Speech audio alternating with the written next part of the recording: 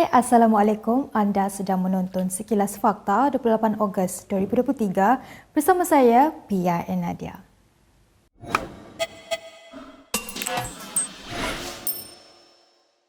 Sultan Johor Sultan Ibrahim Sultan Iskandar bertitah supaya memberi lebih masa kepada Perdana Menteri Anwar Ibrahim untuk meningkatkan ekonomi negara.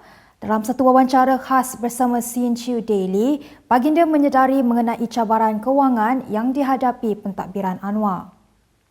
Dalam satu wawancara khas bersama CNQ Daily, baginda menyedari mengenai cabaran kewangan yang dihadapi pentadbiran Anwar. Dalam wawancara bersama akhbar tempatan berbahasa Cina itu juga, baginda memberitahu bahawa Anwar hanya menyedari kesulitan kewangan dihadapi kerajaan setelah mengambil alih pentadbiran. Sultan Ibrahim juga menzahirkan rasa lega terhadap lawatan Anwar ke China awal tahun ini yang membawa pulang hasil yang positif. Menyentuh mengenai Anwar, Sultan Ibrahim bertitah baginda mempunyai hubungan yang baik dengan Menteri Kewangan itu. Menjelas lanjut, baginda berkata ada ketika Anwar akan meminta pandangannya dan terdapat keadaan di mana pengurusi PH itu yang akan memberikan cadangan kepadanya. Baginda juga menekankan pentingnya Malaysia untuk mengekalkan hubungan yang baik dengan China. Selain itu, Sultan Johor bertitah bahawa meletakkan program Malaysia Rumah Keduaku di bawah Kementerian Pelancong, Seni dan Budaya yang melaporkan terus kepada Perdana Menteri merupakan satu pendekatan yang tepat. Timbalan Presiden PKR Rafizi Ramli menggesa satu laporan polis dibuat berkait catatan media sosial PAS berhubung dakwaan 50,000 warga China dalam proses diberikan kerakyatan. Rafizi menyifatkan catatan PAS di Facebook dan Twitter itu sebagai fitnah jenayah dan satu bentuk penipuan. Sehubungan itu juga, Rafizi berkata akan bertemu sendiri dengan Menteri Dalam Negeri Saifuddin Nasution Ismail mengenai perkara tersebut. Rafizi turut berkongsi tangkap layar itu dan menyeru PAS bertanggungjawab kerana membuat pembohongan yang berterusan. PAS dalam catatannya memetik Ketua Penerangan Bersatu Razali Idris yang menggesa SPRM menyiasat dakwaan 54,000 warga China dalam proses diberikan kerakyatan. Jelas Razali walaupun Saifuddin menafikan perkara itu, namun isu itu perlu disiasat segera kerana rakyat berhak mengetahui perkara tersebut.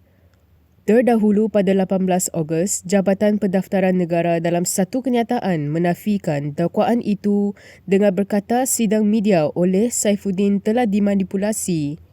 Menurut JPN, 54,000 permohonan itu meliputi pelbagai latar belakang keturunan dan negara asal diterima, tetapi hanya 45 warga China diberikan kerakyatan antara 2019 dan 31 Julai lalu. Baik, kita ke berita seterusnya. Ahli MKT UMNO Muhammad Puan Zarkashi mencabar pengurusi PN Muhyiddin Yassin menunjukkan teladan yang baik dengan menyuruh menantunya pulang untuk membantu siasatan kes rasuah.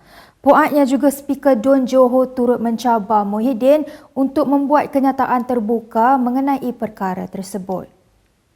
Adun Renjit itu juga mengingatkan Muhyiddin bahawa tidak pernah dalam sejarah anak-anak bekas Perdana Menteri melarikan diri apabila dikehendaki pihak berkuasa. Muhyiddin juga menurut Puan tidak perlu takut jika menantunya Muhammad Adlan Berhan yang berada di luar negara sejak Mei lalu tidak bersalah. Terdahulu, Ketua Polis Negara Razaruddin Hussein mengesahkan Adlan bersama Peguam Mansur Saad diletakkan dalam senarai notis merah Interpol kerana dikehendaki SPRM. SPRM mendakwa mereka dikehendaki berhubung projek yang melibatkan pendaftaran dan penyimpanan maklumat biometrik untuk pekerja asing. Susulan itu, Adlan dan Mansur kemudiannya mengeluarkan kenyataan melalui peguam masing-masing menafikan mereka melarikan diri daripada undang-undang. Adlan melalui peguamnya mengeluarkan kenyataan yang mendakwa menjadi sasaran secara tidak sah dan menyebabkan menderita serta berada di ambang kehancuran dari segi kewangan. Sementara itu, Mansur pula mendakwa bahawa dia menjadi mangsa penganiayaan politik. Kita sering mengalami masalah kekurangan nutrisi penting dalam badan. Chisure, minuman pertama produk buatan Malaysia yang bernutrisi lengkap dan berasaskan tumbuhan, meningkatkan sistem imunisasi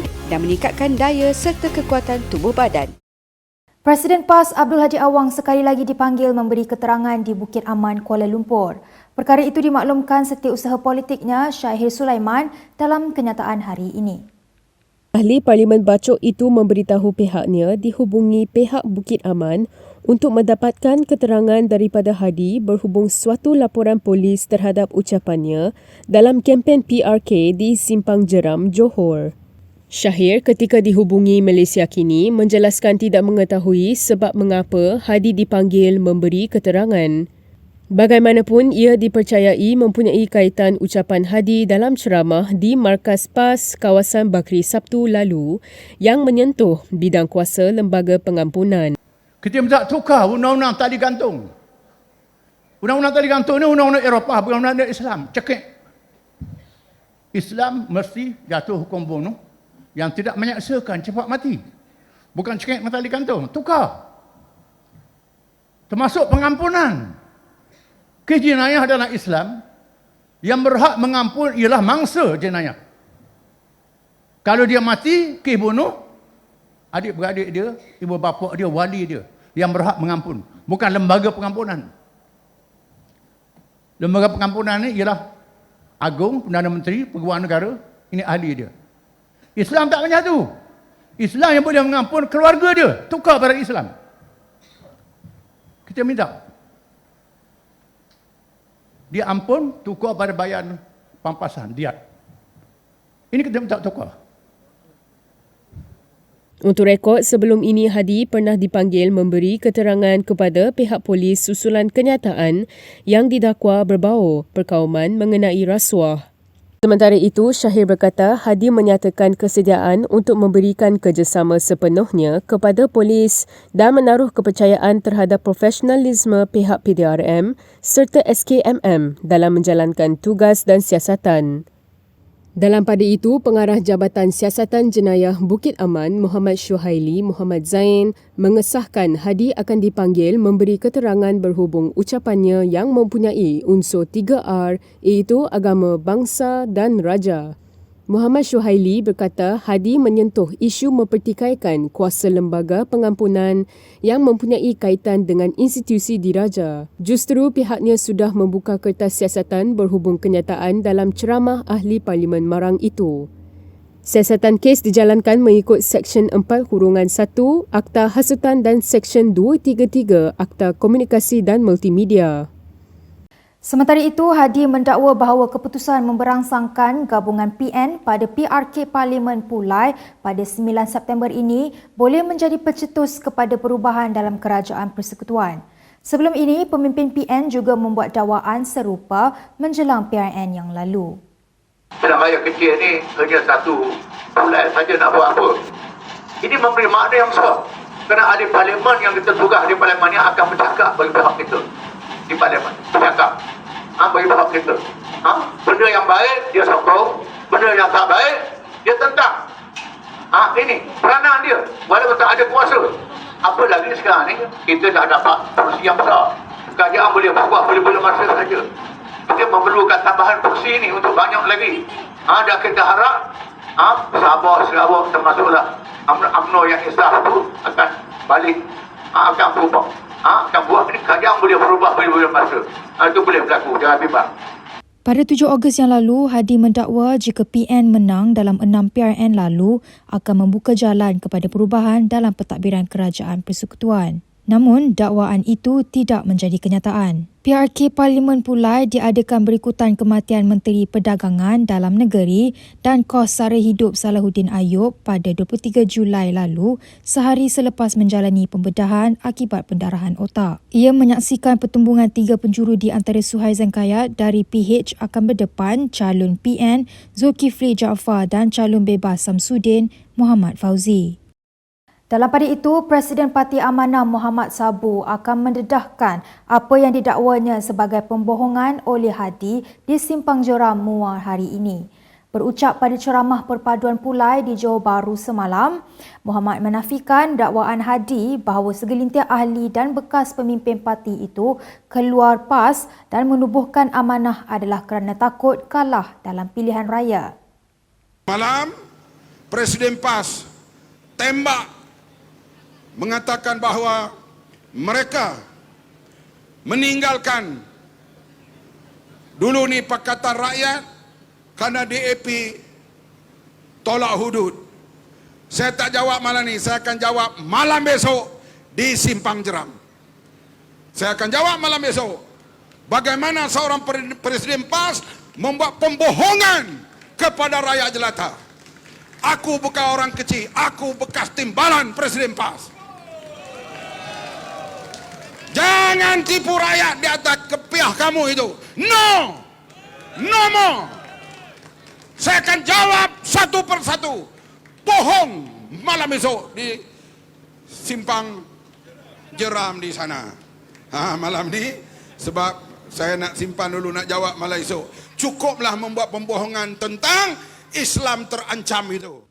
Hadi dalam ucapannya di Markas PAS Bakri Muar pada Sabtu lalu mendakwa tindakan segelintir ahli dan bekas pemimpin parti itu menyertai amanah adalah kerana takut kalah dalam pilihan raya. Hadi turut menyifatkan mereka sebagai lemah semangat sehingga sanggup meninggalkan dasar perjuangan PAS. Apa yang menduga ceritakan? Terdapat kalangan PAS yang lemah semangat. Yang lemah semangat. Saya nak tinggal di AP, takut tak menang pilihan raya. Saya kata tak apa, kalah-kalah. Kita tetap dengan Islam, menang ke kalah dengan Islam. Yang ini takut tak menang, yang ini masuk PAS ni, tu parti amanah ni. Yang tu parti amanah ni kerana nak menang pilihan raya. Sanggup meninggalkan prinsip dasar perjuangan. Ini kena tahu ni. Dalam perkembangan yang lain, Ketua UMNO bahagian Muar, Ashari Mat Sarip berkata, Hadi boleh berucap, bercakap dan bercerita apa saja yang dikehendakinya.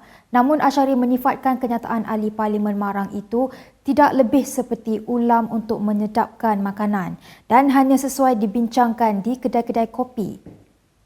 Ashari berkata demikian mengulas kenyataan Hadi yang mengatakan pengampunan kepada pesalah yang diamalkan negara ini tidak sesuai dengan ajaran Islam. Mengulas lanjut, Ashari turut menasihatkan rakyat khususnya pengundi di Dun Simpang Jeram dan Parlimen Pulai agar tidak mudah percaya dengan kenyataan yang dibuat pemimpin PAS tersebut. Jelas Ashari, rakyat perlu bijak untuk menapis segala maklumat yang diterima dan merujuk pihak berwajib yang pakar dalam bidang berkaitan jika perlu.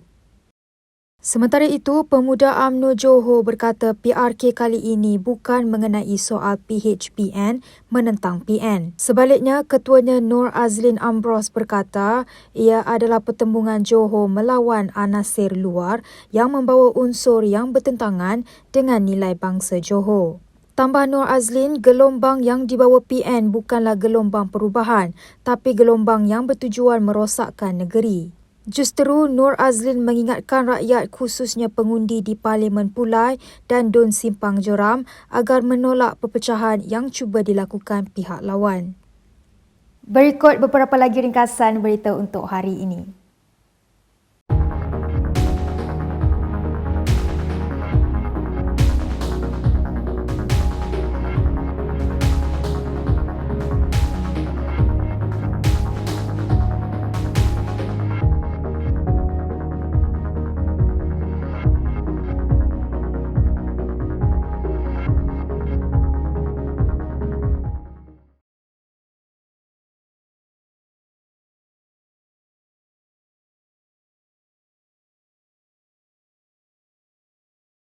Sekian sahaja daripada saya, Pia Nadia, untuk sekilas fakta. Untuk lebih banyak berita, anda boleh melayari kinitv.com.